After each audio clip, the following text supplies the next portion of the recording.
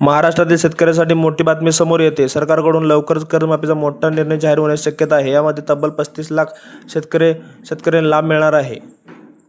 सूत्रांच्या माहितीनुसार एका समितीच्या अहवालावर आधारित राज्य सरकार मोठा निर्णय घेण्यास तयारीत आहे. या अहवालात जवळपास 35 लाख शेतकऱ्यांना कर्जमाफी मिळू शकते असे सांगितले जाते.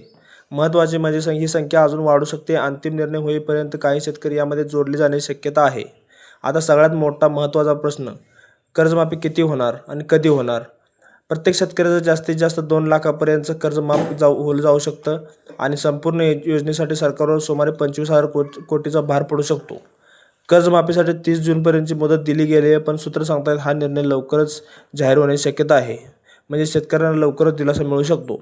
दरम्यान ग्रामविकास मंत्री यांनी यावर प्रतिक्रिया दिली आहे. त्यांच्या म्हणण्यानुसार मुख्यमंत्र्यांनी आधीच अधिवेशनात कर्जमाफीचा निर्णय घेतला आहे. 2 लाखापर्यंत कर्ज माफ केलं जाईल आणि ही लवकरच अंमलबजावणी सुरू होणार आहे. फक्त कर्जमाफीच नाही, जे शेतकरी नियमितपणे कर्ज फेडत आहेत त्यांनाही सरकारकडून मोठा दिलासा मिळणार आहे.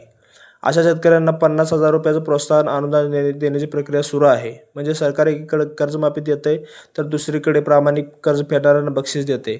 आता हा निर्णय कधी होतो आणि शेतकरी यात येत आहेत हे पाहणं महत्त्वाचं ठरणार आहे. तुम्हाला काय वाटतं? ही कर्जमाफी पुरेशी आहे का आणि अजून मोठा निर्णय व्हायला पाहिजे हवा? कमेंट करून नक्की सांगा आणि अशा अपडेटसाठी चॅनलला सबस्क्राईब करा.